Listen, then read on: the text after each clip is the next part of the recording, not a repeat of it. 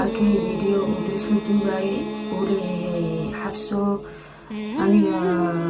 awal dhinaca jiray badistan qalada gashay qaladkaas ina ka saxadartiis kaaga soo hojeestay horta dirisla abo dhima lahan waalid saxa qaladna uu dhacaa aniga hadda ku fadhiyo waxa dhikra video gaasooda duubaaya inay dhigantay gabadha ay leedahay aniga qalad baan galay ama qalad baan galay mar badan ku celinayso marka ay leedahay youtuberkaas oo in yar isqabteen ama in yar ka soo horjeestay ama waxyaabo ay sameysay marka iyadu waxay leedahay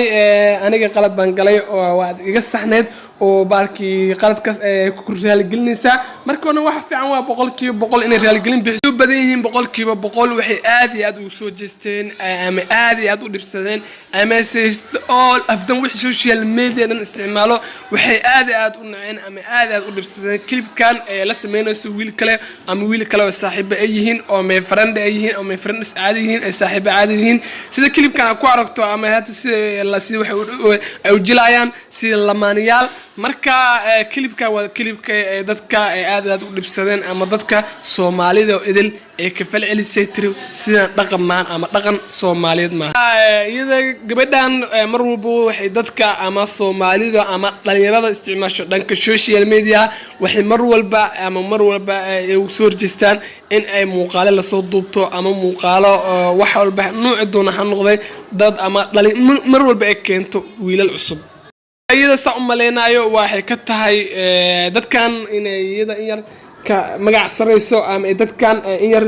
u kala kicinayso ama suuqa gelinayso inay ka tahay inay sida ama dabeecadda ama nin walba la saaxiibto ama inay nin walba wax walba la sameeyo tas Allahu alam ma garanayno laakiin sa umaleenaa ama aniga si ahaanteeda ama fikrad ahaanteeda waxay ila tahay in ay yar garab qabanayso ama garab istaag u muujinayso marka hadii ta garab istaag ay muujinayso waxa qurux badan inay muuqaalaska normal ama muuqaalaska caadi ah oo dadka ama aad ugu mashquuleen ama bulshada ama Soomaaliyo idil aan ishooda qabaneen laakiin hadii aad sida clip koran ku aran amal muuqaal noocaas ay soo duubto Soomaaliyo idil ama meel walba way ka caynaysaa ama comment ha noqoto ama wax walba ha noqoto way ka soo horjeesanaysaa waana sax waxa laga soo horjeesto waa danta muuqaal qofka ma xuma in aad gacan qabato ama qofka ma xuma in aad bulshada barto ama dadka aad barto wax maahan laakiin dadka bulshada ku bar wax wanaagsan ama wado wanaagsan in ku barto waa wax aad u fiican 100%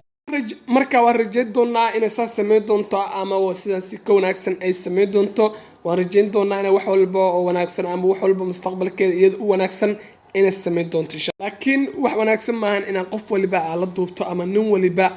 wax walba la sameeyo ama nin waliba intaas leedahay u kala kici ama dhanka TikTok ha noqoto ama ha noqoto dhanka YouTube ha noqoto ama dhan waliba ha noqoto marka waxa qurux badan mar walba inaad noqoto qof wax wanaagsan sameeyo